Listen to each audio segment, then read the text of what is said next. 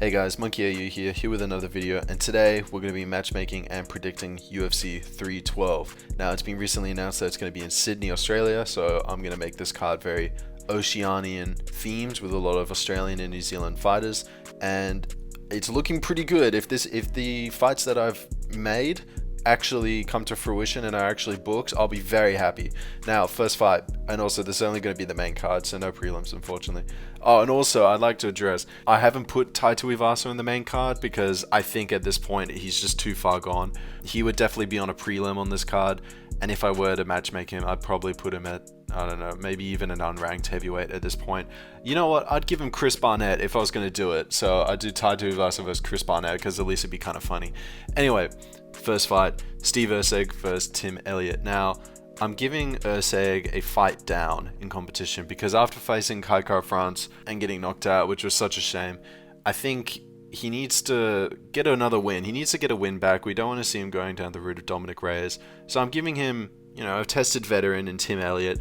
I'm pretty sure this guy might have even faced Demetrius Johnson back in the day, so that really goes to show how old this guy is. Tim Elliott, he's not really known for knocking people out, and I don't think Erceg has a weak chin either. I just think that Kai France is on a different level and he'll knock people out senselessly. I think people forget how good Erceg was. Nearly beat Pantoja, or in my opinion, he did beat Pantoja. He's got jiu-jitsu, he's got beautiful striking. I think he would just piece up Elliott, maybe even get a knockout, you never know. But we need to get him back in the win column, so I'm giving him a good fight. A competitive fight, not a blowout by any means, but a good, healthy fight. I think Erceg will win this. Second fight, banger of a fight. Dan Hooker versus Justin Gaethje. I'm considering whether or not I should include this in the card because arguably this deserves 5 rounds for the fans, right? Because 5 rounds of this would be incredible. I'm not saying you couldn't do this as a 5-rounder. I guess you could. You could upgrade this to a co-main, but I doubt. Still, if it were 3 rounds, I still think Gaethje gets the knockout. If it's 5 rounds, I still think he gets the knockout. I don't think Dan Hooker's chin is that great, all things considered, because even though he beat Gamrot, which was remarkable, he did get dropped pretty badly in round 1. And I think people forget, especially after the Holloway fight, people are counting out Gaethje. They think he's this old man who needs to be looked after when they're forgetting that this guy's a killer. I think he'd probably piece up Dan Hooker and hit him with a nasty uppercut or something from distance. Also, Dan Hooker, don't count him out either. He could also very easily knock out Gaethje. If Hooker were to knock out Gaethje, it wouldn't be from one random punch. It would be from volume, which, as we've seen in the past, the only times that Gaethje has been knocked out has been by Poirier and Holloway, and that's due to just relentless volume and pressure that eventually becomes too much where Gaethje collapses, right? Hooker does possess that, but I just think that Gaethje's power would be too much for Dan Hooker and he would crack his chin. Regardless, this is a great fight. In an alternative world, this would be for the BMF because both of these guys deserve it. Still, great fight. I'd love to see it.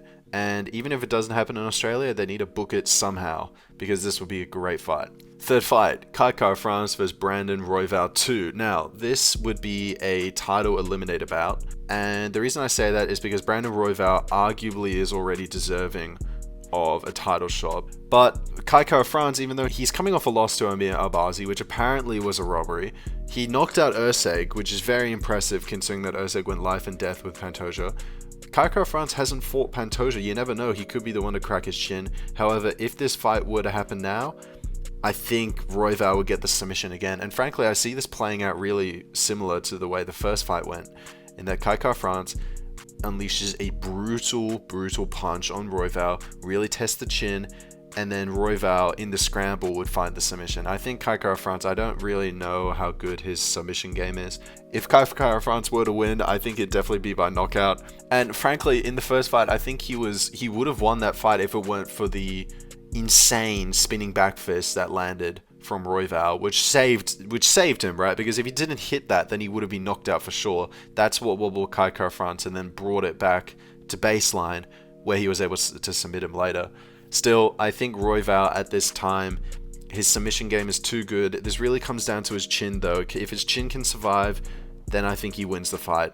Co-main events, Leon Edwards versus Jack Della Maddalena. Now, I am matchmaking these two because between Shavkat and Belal, I really don't know who's going to win. And you can't give Usman a title shot.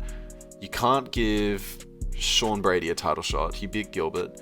And not in that convincingly of a fashion, right? I mean, it was a domination, but it wasn't like JDM. Even though JDM was losing to Gilbert, he found that within him to get up and knock him out. And this is why I say JDM by TKO, because everyone knows, and especially after the Belal fight, which I correctly called, by the way, Leon Edwards fights to his opponent's pace, and he doesn't necessarily have that killer instinct to get the win. So if JDM were to bring the pressure to him, to Leon Edwards, which I know he would have to work on the takedown defense, because Leon Edwards, I think their striking would cancel each other out. I think JDM's boxing is better than Edwards. Would you have to watch out for a high kick? Yeah, of course. But still, I think if this were to actually happen, Leon wouldn't have the instinct to finish JDM. And JDM, the second he lands something good, would press him and get that knockout. He'd get the knockout because he knows how much is on stake. And if he wins this, then he's instantly got a title shot. It's unfortunate that we never got JDM versus Shavkat in Perth, because if we did, then that would be a clear #1 contender fight. And in my opinion, JDM is actually more deserving of a title shot than Shavkat, because even though Shavkat's undefeated, it's better for the company. If we think about it, at the time, JDM beat Gilbert Burns, who was number 5, and Shavkat beat Wonderboy, who was like number 7. And also, considering Shavkat's reputation, he didn't get that done in a very convincing fashion. It was meant to be done easily, far more easily than the way it was. Main events. Alexander Volkanovski versus Max Holloway 4. Now, this depends on who wins next weekend, or actually this weekend now, between Holloway and Topuria. In my opinion, I think Holloway is going to win this fight by a decision against Topuria, that is. So, if you were to win in Sydney, it's the perfect time to do Max Holloway versus Volkanovski 4, because Holloway will be the champion, Volk is going to come back, and in this fight, I think this is finally the time when Holloway beats Volkanovski. And I say this because Volk nowadays isn't necessarily in its prime anymore. And also, if Holloway can beat Topuria, who shares a very similar build to Volkanovski, then he's finally beat the curse of losing to guys who are shorter than him. And if he can do that, then I see really no reason why he wouldn't lose, or why he wouldn't beat Volkanovski if he can beat Topuria, who is arguably the better package. I don't think Volkanovski gets knocked out though. I just think he gets pieced up to a decision. If Holloway were to win this fight against Volk in a relatively convincing fashion, I think that, combined with the fact that now he's a 2-time champ, cements him as the GOAT of featherweight. And the only reason why he isn't the GOAT of featherweight at the moment is only because he lost to Volkanovski 3 times. And if he were to win again, arguably he's now 2-2 with Volk. And then you have to consider Holloway's got a better resume than Volkanovski, arguably. He's beat everyone that Volk has beat and more, and all the contenders, and Ilia Topuria if he is to win. And he's successfully won at lightweight, beating Gaethje, being the BMF. I just think that makes him the better GOAT at featherweight. But still, I really hope this fight were to happen. It'd be great for both of these guys.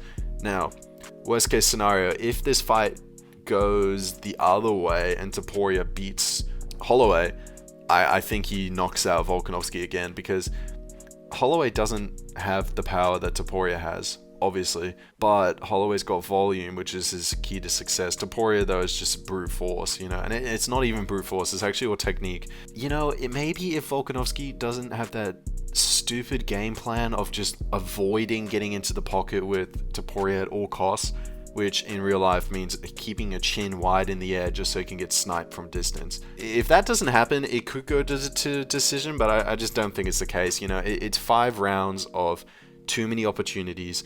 I don't think Volkanovski will be able to fix it. I mean, he could, right? Because in the first fight, he was actually winning. I think he won round 1, or maybe if he didn't win round 1, he was definitely winning round 2. And he was piecing up Topuria, he was bruising the nose, giving him something to worry about. It's just that the stupid plan of leaving your chin up in the air just cost him everything, and it's unfortunate, but still. Either way, between either of these fights, Max Holloway or Topuria, I don't see Volk winning, but you never know. Things can happen. All kinds of things can happen. Maybe Volkanovski will come out with a more wrestling-based strategy against both of these guys, because even though these guys are both strikers and Topuria has more wrestling, it is possible, that could be the way to mitigate these two fighters. But yeah, that just about does it. Those are my fights that I think the UFC should make for UFC 312 in Sydney, and my predictions. Make sure to leave a comment down below. Are these takes bad? What other fights do you think that should be added? Like I said, leave a comment, drop a like, and yeah, I'll see you guys in the next video.